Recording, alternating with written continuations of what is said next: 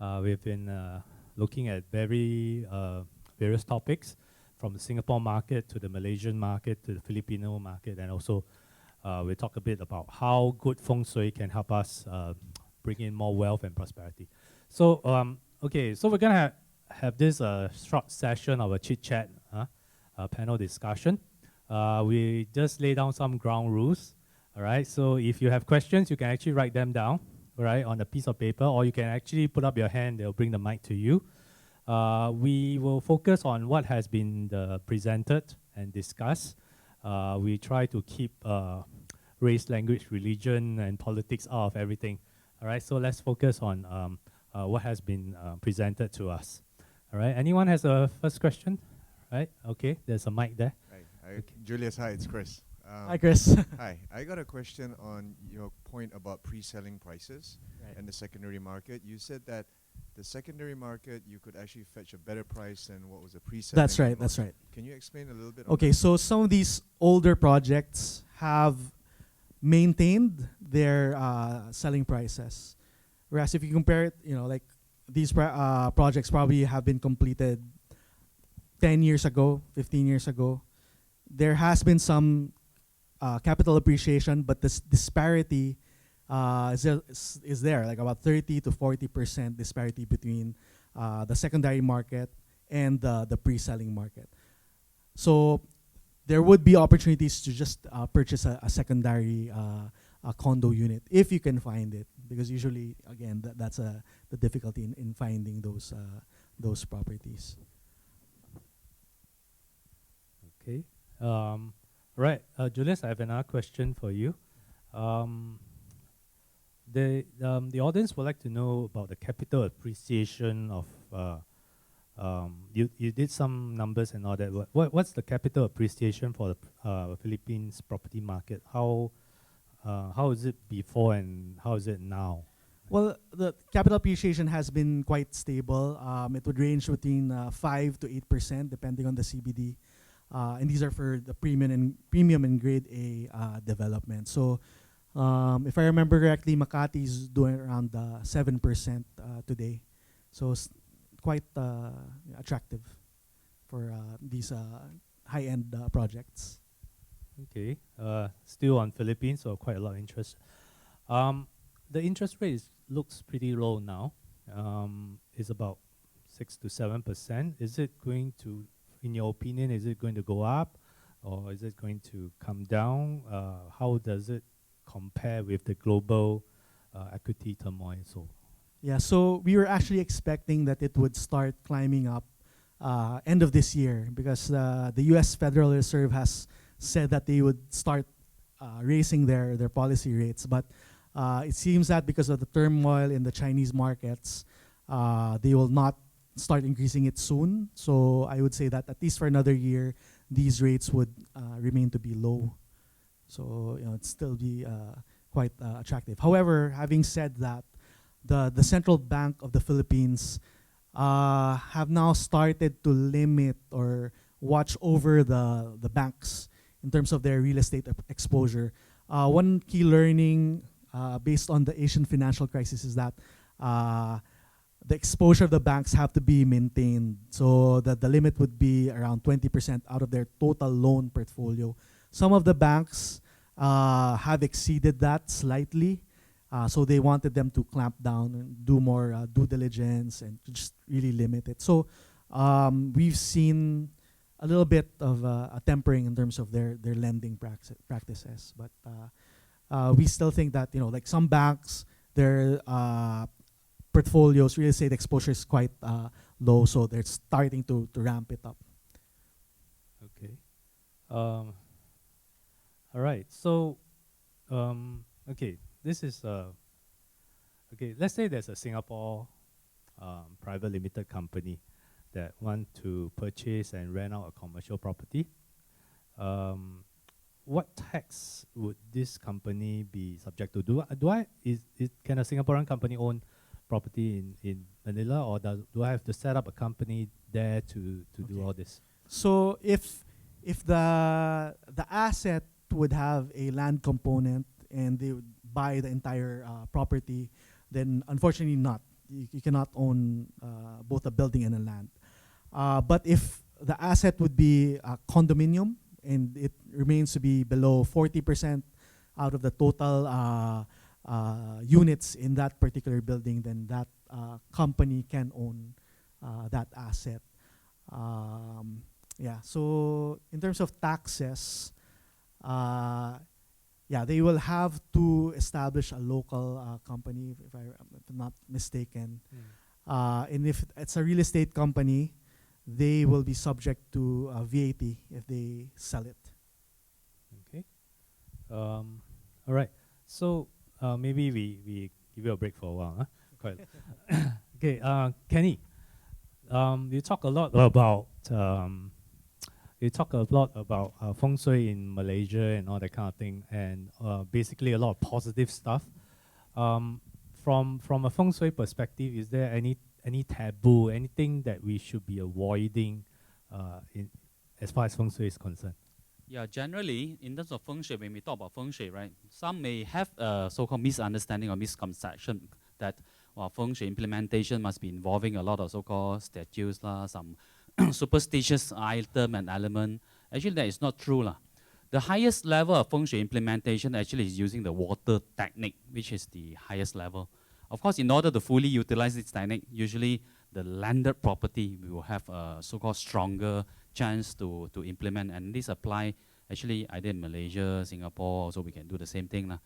That's why nowadays a lot of developers, they also try to implement this kind of so-called the water technique as well.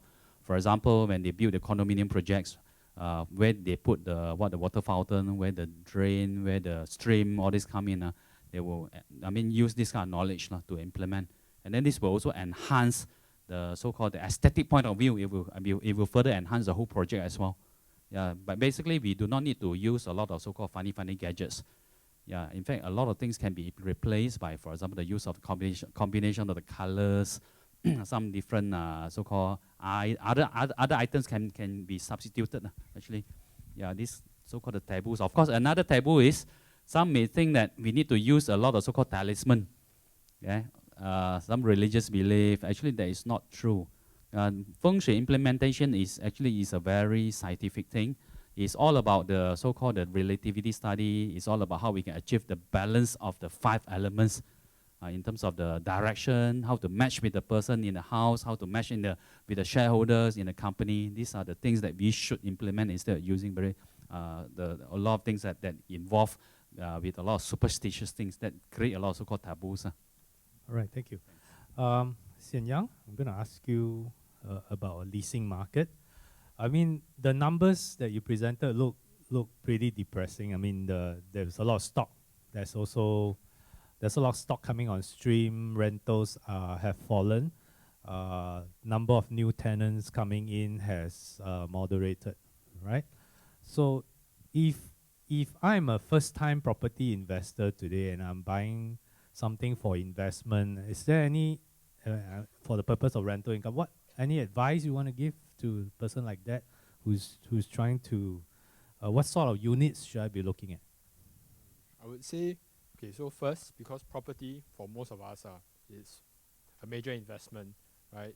Requires a huge significant of investment from our portfolios. So first, my advice would be do your research, right? Get involved. Read up, learn about how property analysis is like, right? Pick up some numbers, learn how to do your internal rate of returns, compare your rental yields, know how to do your calculations. So that's one. Then secondly, I would say, if you're buying for investment, right, and you're looking for rental demand, you don't know, what's your target base, right? If you want to rent to, let's say, expats, right, and you want to buy a unit near the CBD, so this tends to be expats that work, nearby, right, and probably buy city fringe or maybe smaller units, right, will be better. If you're looking to rent to expat families, right, so buying near international schools might be a better choice. And we look at the unit proportions, right, of the rental market, right, we see that the biggest proportion are unit sizes between 600 square feet to 1,004. So perhaps for first time I would advise going for slightly bigger units. Don't go for shoe boxes, because for shoe boxes, if you buy, in suburban areas, the rental demand is, I would say, not is still relatively untested as of now, right? A safer bet would be, the more conventional bigger units. Okay, Julius. In Singapore, when we buy new development during construction stage, all right, and as the project progresses, usually when we buy a new launch is at certain price. So when the project is completed, there is some usually we experience some price gain because people can see the finished product, and some of the buyers will actually offload the unit there and then. So is it in the Philippines? Is it advisable for someone to be doing the same thing? That means selling the unit after the turnover period? Yeah, well, you have to do your calculations. You have to compare what your entry point was, the price that you initially bought it for, and then the price that you could eventually sell it. Because as I mentioned earlier, there would be a tax impact. So at the minimum, it would have a 6% capital gains tax plus around 1.5% on the transfer taxes at minimum. So, and if you need to pay an additional VAT, that's around 12%. So it really depends. Okay, so it's all back to numbers again at the end of the day, Yes, because have to check. the tax system is pretty different from Singapore. Okay, another question. From what I've gathered so far in your presentation, property management plays a very important role. Correct. If I'm an investor, should I be looking at having a local property manager, or do developers have a good property management team that I can leverage on? And any advice? Which are the better ones that I'll be looking at? Actually, well, the top developers usually have very good property management team. So, for example, Ayala Land has Ayala Property Management Corporation, and they do an impeccable job on managing their properties. Rockwell is also known to do so. Century also has their property management arm. When they started as a company, that actually was one of their first companies. So they know what they're doing. So it really depends on the developer if they have a property management arm. Because another thing would be like some of these developers, they may hire a third party property manager, but sometimes they are not adequately funded. And that's why the property falls into disrepair. So that really is an issue. So I would say like the ones that have in-house property management companies would usually do a good job. Okay, that's great. Wow. Okay, so another question here. Okay, landed property in the Philippines. Let's say this property is valued around 15 million pesos in Manila, specifically the South Phobes area. Is it easy or challenging to sell a property like this? And secondly, should I be engaging the local agent, or an international property firm like Colliers? Okay. South Forbes is located in Laguna, one of the provinces directly south of Manila. Right now, that area is experiencing a lot of development, so I would say it might be challenging at this point to sell it, just because you're competing with a lot more of these other buyers in selling that property. Having said that, I think that the growth potential for appreciation is huge, especially with the emergence of Ayala Land's Nuvali project, which is they're basically building a new city in that area. It has a commercial district which now has BPO buildings. So yeah, to answer your question, right now it might be difficult because you're competing with so many other sellers. But if you hold on to it, I think that the capital appreciation potential would be great. Now, on your second question, some local brokers have their advantages because they know the market quite well. You could take care in marketing it. But in taking care of some some of the like for example, like in funding or in managing the transaction, they might have a difficulty. We recently handled a client that initially had a local broker, but because they couldn't transfer the funds well, we basically just used our foreign account in transferring that the sales proceeds. So we helped out the client in that sense. So yeah, there are some value-added services that an international broker could provide to you as a buyer or a seller. Okay, Kenny. Okay, this may sound like a stupid question, but a silly question. But you share a lot of feng shui tips about for Malaysia, right? And does it also apply to properties in Singapore? How can I leverage on are these principles that you share universal, or is it very specific to Malaysians, or no? Those tips are generally it's quite generic, can be applied both in Malaysia and Singapore. For example, over here, let's say I'm talking about the period number 9, right? More development will be towards the south and also towards the north. So similarly, I believe in Singapore we'll be having this kind of trend as well. For example, some of the northern area in the Singapore island, right, may have a lot more new development. That if you are interested, keen to invest more in Singapore market, maybe the northern area you may take a look, and also towards the south as well will be continue to become more booming as well. And in terms of the tips, let's say for the house, of course, it's applicable, both is universal actually, both in any houses or any companies in Malaysia and as well in Singapore. Right. I hope I answered the questions. Okay, thank you. Just quick one.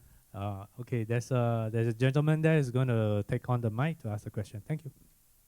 I have 2 questions. One's for the Feng Shui master, and the other one's for Mr. Wong. For a Feng Shui master, a very simple question.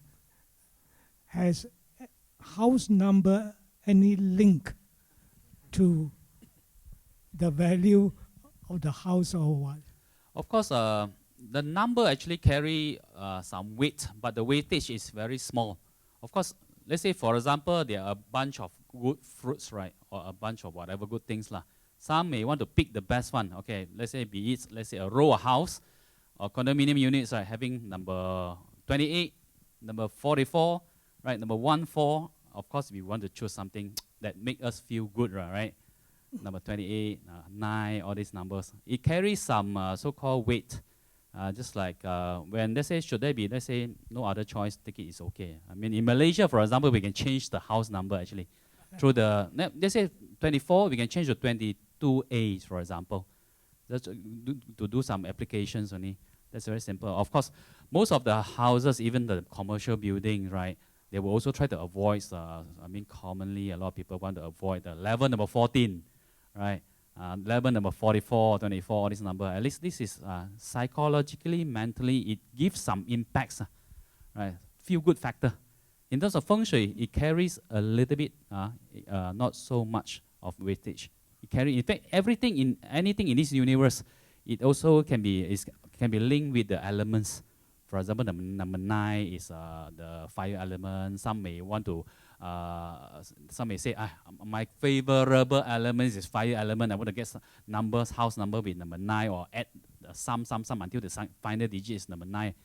That could be, but most importantly is the internally and also externally the factor, whether the feng shui, so-called the features, whether it's good or not, especially externally is very important. Yeah. When the property is having better feng shui feature, or it can be sold at a higher price. Yeah, previously a lot of people thought that houses facing to the south very good. So a lot of the property developer, they purposely jack up the price to be higher. Those houses face to the south, and also facing to the lake will be higher price. These are the factors. Number actually carry a little bit of so-called, but not very heavy. Okay. Actually, a few houses from mine, number 4, they have a Mercedes and a BMW. Yeah, that's what I meant. It carry very, not very heavy. Feng shui is not about the numbers only. Of course, some people, they purposely magnify the effect of numbers. right? With some commercial so-called values or whatever lah. That's I should not comment further. Okay. Mr. Wong, for rental purposes, of course, a unit near the MRT is a prime factor. You also mentioned certain other factors. From my personal experience, other factors just like convenience to poly, U, hospital, shopping malls, supermarkets, wet market, I think they are very important attributes. Am I right? Oh, yes, of course. So, of course, okay, we are talking about, rental yield is one factor, right? There's the how much yield you can get back onto your property. The other side of it is rentability, right? So this is like vacancy, right? Of course, you rent, you buy a property that's not near any MRT stations, right? Your rental yield, your gross rental yield might be high, right? Your estimated rental yield might be high, but you might have high vacancy cost. So, of course, being near amenities, does improve your rentability. But my point was, because from a buyer perspective as well, right? For a seller perspective, when they sell a property that's near such amenities, there's a price premium, right? So the question is whether can the rental premium or the rentability, is it equal to the price premium, right? That's where it gives rise to different various of like net yields is one way to compare. When you compare net yields, right, you have vacancy costs, right? Like for certain property, let's say property A, property B. B is further away, right?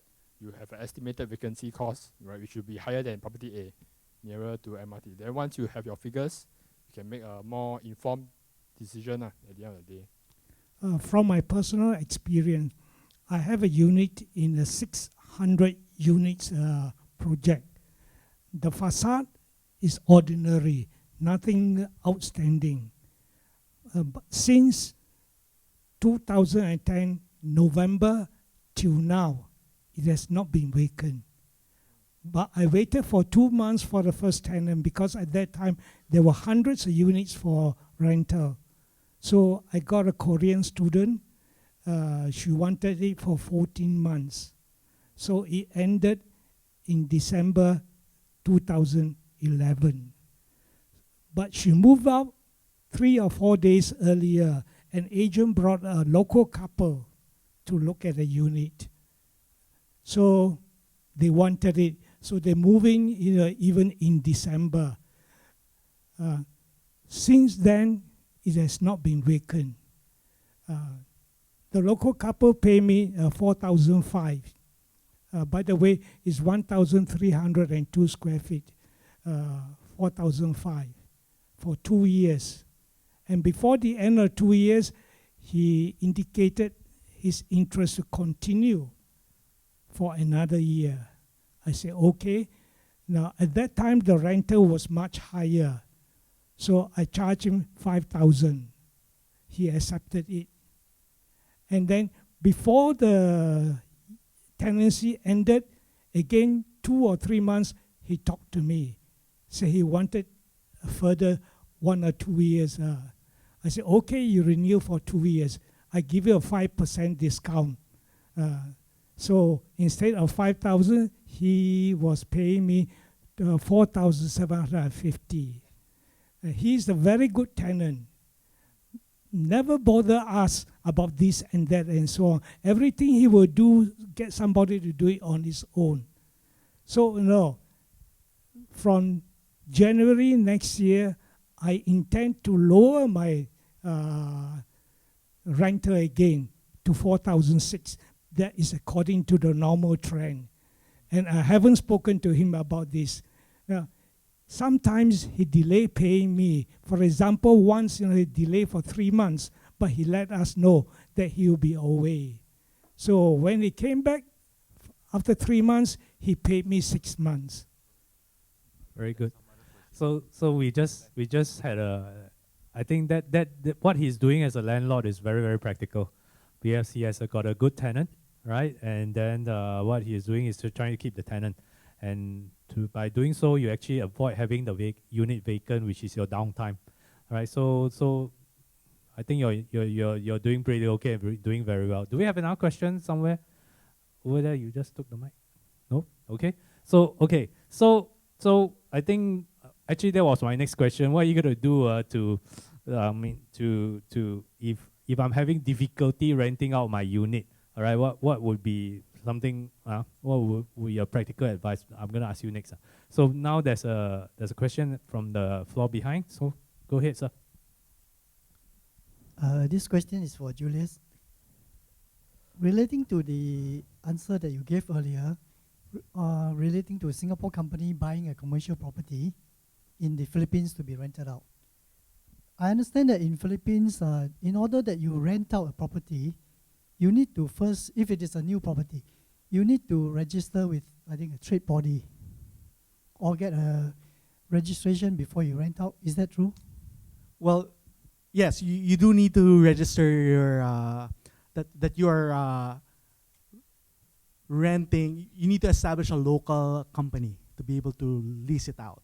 If the owner is the Singapore company, do you still need to register? Yeah, I think you do. Well, it depends on what kind of property. So commercial property. like, okay, so if it's commercial, then definitely, because the tenant will most likely ask for an official receipt, and for you to issue that, you need to go through get your business licenses and everything. So you need to be a locally registered company to be able to do that.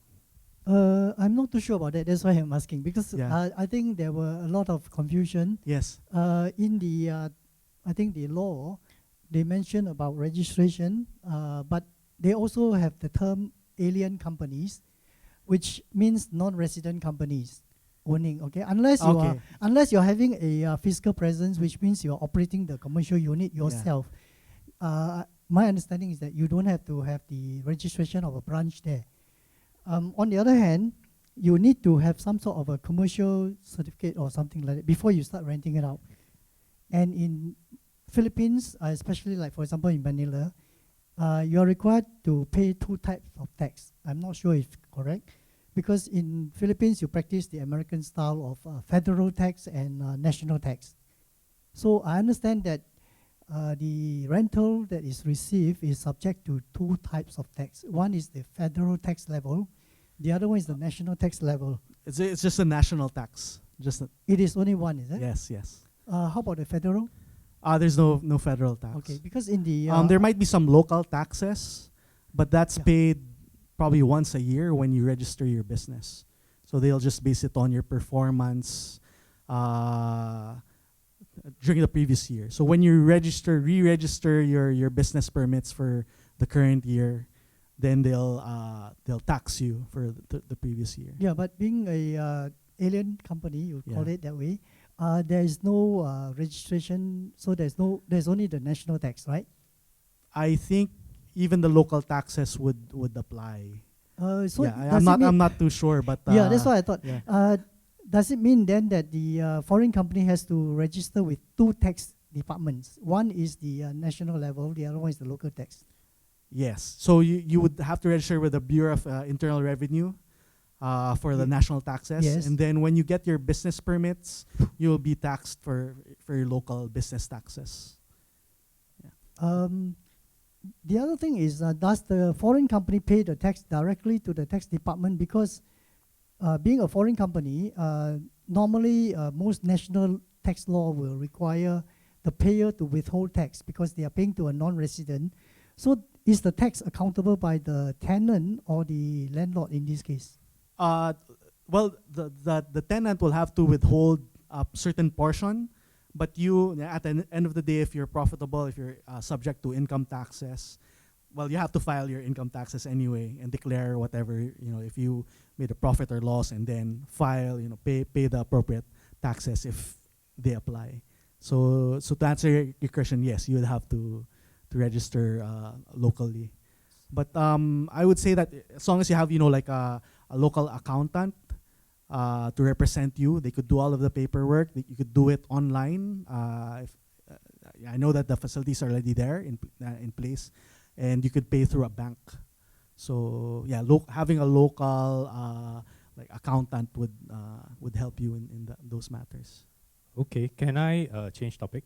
So perhaps you can take it offline later if you have more tax detailed questions. There is a mention of Condotel in your presentation. Can you elaborate a bit more? Is it something that a retail investor like any one of us can get involved in?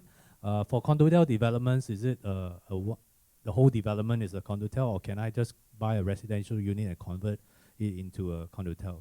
Okay, so that really depends. If the project was marketed earlier, like during the development as a Condotel, then you as an owner can opt to enter that pool. So this really depends on the developer. So sometimes you're free within a development. You could either use it as the owner, use it or lease it out to the tenant that you want, or to put that condo into a condo pool. However, operationally, that's very difficult for a hotel operator. They want entire floors to be blocked off so that they could manage it better.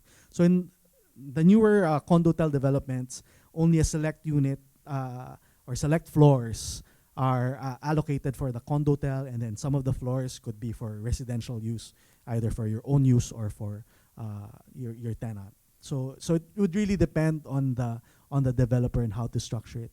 Now for the sharing of the revenues, usually from what I've been seeing now, previously years ago, the revenues that you get would be based on the usage of your actual unit. So if your unit is facing, the park, it would be more attractive. It would probably get about 95% occupancy.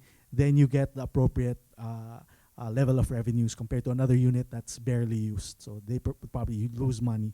However, these days, they would want it more equitable in order to attract the unit owners to put in their unit in the pool. So everything is shared based on the number of square meters that you own. So they share it equitably. Okay, so we're coming to the end. We'll just allow for some questions, another maybe one or two more questions. Yes, gentleman over there. Just wait for the mic. It's coming to you. Hello. Yeah, can I check with you regarding about the payment, right? Money payment to developer. Should we pay through? Can we pay through a remit agent, or we have to use the bank and pay to the developer directly? Because what I'm being told by the agent, right? If we don't pay through the bank, at the end of title transfer, right, they may not recognize you that you are owning or paying for your unit itself. That depends on the especially in Thailand. developer.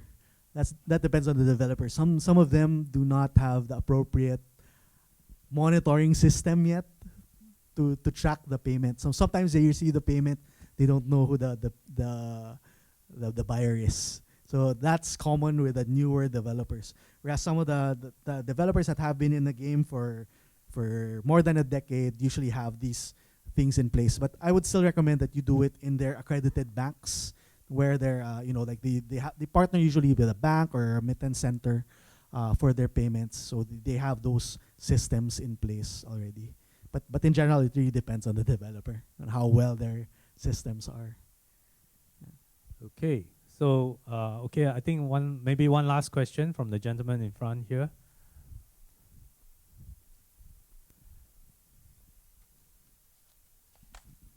In Singapore, there's about 25% of Christians and Catholics, and I'm addressing the question to Kenny.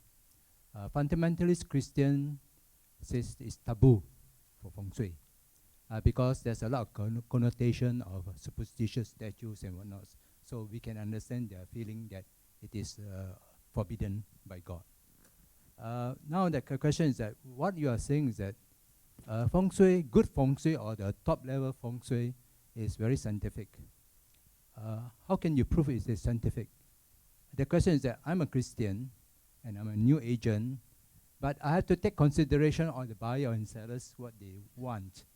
And it might be conflicting to my belief, and yet I have to serve under CAA. I have to serve the seller or the buyer as their agent or representative. So I want to know for you, is it true? You say that it's scientific. So But how I can I think even- we take this question offline. Yeah, so a bit too not so relevant. Actually, it's Okay. answerable. lah. Yeah, forget it. Okay, so okay, so we sort of come to the end of today's session.